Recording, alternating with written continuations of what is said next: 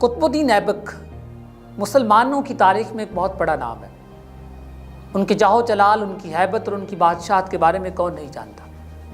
قطب الدین ایبک ایک مرتبہ اپنے محل سے باہر نکلے اور آپ نے دیکھا کہ ایک شخص جو ہے وہ کڑی دھوپ کے اندر کام کر رہا ہے، کھیتوں میں کام کر رہا ہے، آسمان آگ برسا رہا تھا اور وہ شخص مسلسل کوشش کے ساتھ وہاں پر کام کر رہا تھا۔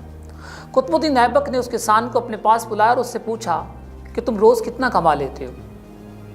اس شخص نے قطب الدین ایبک سے کہا کہ میں روز چار روپے کماتا ہوں۔ تو اس پر اس نے کہا کہ تم ان 4 روپوں کا کیا کرتے ہو؟ تو کسان نے کہا جناب 1 روپیہ میں اپنے مستقبل کے لیے رکھتا ہوں، 1 روپیہ میں قرض اتارتا ہوں اور 1 روپیہ جو ہے وہ میں کنووں میں پھینک دیتا ہوں اور 1 روپیہ میں بچا لیتا ہوں۔ تو اس پر اس نے پوچھا کہ یہ کیا معاملہ ہے؟ اس نے کہا کہ جو روپیہ میں قرض لوٹاتا ہوں وہ میرے باپ والدین کا مجھ پر قرض ہے، اور 1 وہ روپیہ جو میں اپنے بچوں پر قرض کے طور پر چھوڑ رہا ہوں، اور 4تھا روپیہ وہ ہے جو میں کنویں میں پھینک دیتا ہوں، جو مشکل وقت میں آخرت میں میرے لیے کام آئے گا، آخرت میں میری مدد کرے گا۔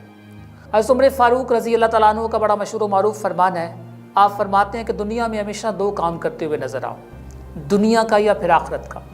شیخ سعدی فرماتے ہیں کہ مجھے اپنے محبت کرنے والوں سے فرصت نہیں ملتی، میں نفرت کرنے والوں کے بارے میں کہاں تک سوچوں۔ زندگی میں ہمیشہ کچھ نہ کچھ پازیٹیو کرنے کی، کچھ نہ کچھ بہتر کرنے کی کوشش کرتے رہیے۔ نبی اکرم صلی اللہ علیہ وآلہ وسلم کا بڑا مشہور فرمان ہے، آپ صلی اللہ علیہ وآلہ وسلم نے فرمایا کہ کچھ لوگ جنت میں ہونے کے باوجود زاروں قطار رو رہے ہوں گے، دھاڑے مار رہے ہوں گے۔ تو پوچھا گیا کہ ایسا کیا معاملہ ہے، اس کی کیا وجہ ہے؟ تو سرور کائنات صلی اللہ علیہ وآلہ وسلم نے فرمایا کہ وہاں پر لوگ اس لیے آہو بکا کر رہے ہوں گے کہ دنیا میں رہتے ہوئے ہم نے جو وقت، جو لمحات، جو لمحے ہم نے رائگاں کر دیے، ضائع کر دیے، اگر ان کو ہم نے کسی انسان کی فلاح و بہبود کے لیے، کسی نیک کام کے لیے کیا ہوتا تو شاید ہمارا مقام، ہمارا مرتبہ اس سے کہیں بلند ہوتا۔ بڑا مشہور و معروف واقعہ، ایک مرتبہ نبی اکرم صلی اللہ علیہ وآلہ وسلم خانہ کعبہ کا طواف فرما رہے تھے۔ آپ نے خانہ کعبہ کو مخاطب کرتے ہوئے فرمایا کہ اے خانہ کعبہ، قسم ہے رب کعبہ کی تو مجھے بہت عزیز ہے، قسم ہے رب کعبہ کی تو مجھے بہت عزیز ہے، قسم ہے رب کعبہ کی تو مجھے بہت عزیز ہے۔ سرور کائنات صلی اللہ علیہ وآلہ وسلم نے یہ الفاظ 3 مرتبہ دہرائے۔ پھر آپ صلی اللہ علیہ وآلہ وسلم نے فرمایا کہ اے خانہ کعبہ، اگر ایک طرف تجھے مسمار کیا جا رہا ہو، تجھے ڈھایا جا رہا ہو اور اس کے مد مقابل کسی انسان کا دل دکھایا جا رہا ہو، تو مجھے اس پروردگار کی رب عزت و جلال کی قسم جس کے قبضہ قدرت میں مجھ محمد کی جان ہے، مجھے اس انسان کے دل دکھنے کا غم تیرے ڈھائے جانے سے زیادہ ہوگا۔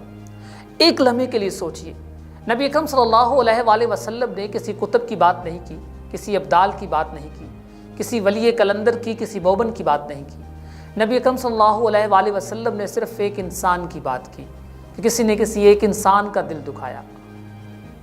ایک لمحے کے لیے سوچئے، ابرہ جو خانہ کعبہ سے تقریباً 60 کلومیٹر کے فاصلے پر تھا، وہ صرف سوچ رہا تھا کہ میں نے خانہ کعبہ کو مسمار کرنا ہے، اور قادر مطلق نے اسے پوری کائنات کے لیے عبرت کا نشان بنا دیا۔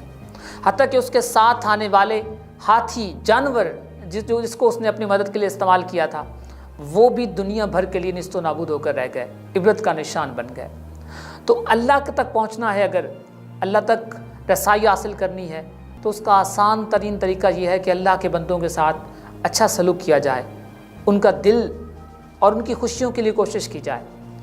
نبی اکرم صلی اللہ علیہ وآلہ وسلم کی ایک حدیث کا مفہوم ہے کہ جب تم لوگوں کے لیے اچھا سوچتے ہو تو اللہ تمہارے لیے بہتر کرتا ہے۔ اور اسی طرح نبی اکرم صلی اللہ علیہ وآلہ وسلم کا فرمان ہے کہ جب تک کوئی شخص کسی انسان کی مدد میں لگا رہتا ہے، اللہ تبارک و تعالیٰ اس کی مدد میں لگا رہتا ہے، اور پروردگار سے بہتر کوئی مدد کرنے والا نہیں۔ اپنے میزبان عاقف فیاض کو دیجیے اجازت، کسی نئے پروگرام کے ساتھ، کسی نئے موضوع پر دوبارہ پھر آپ کی خدمت میں حاضر ہوں گے۔ تب تک کے لیے مجھے اجازت دیجیے اور دیکھتے رہیے نظائر نیوز، کیونکہ ہم سنتے ہیں آپ کے دل کی آواز۔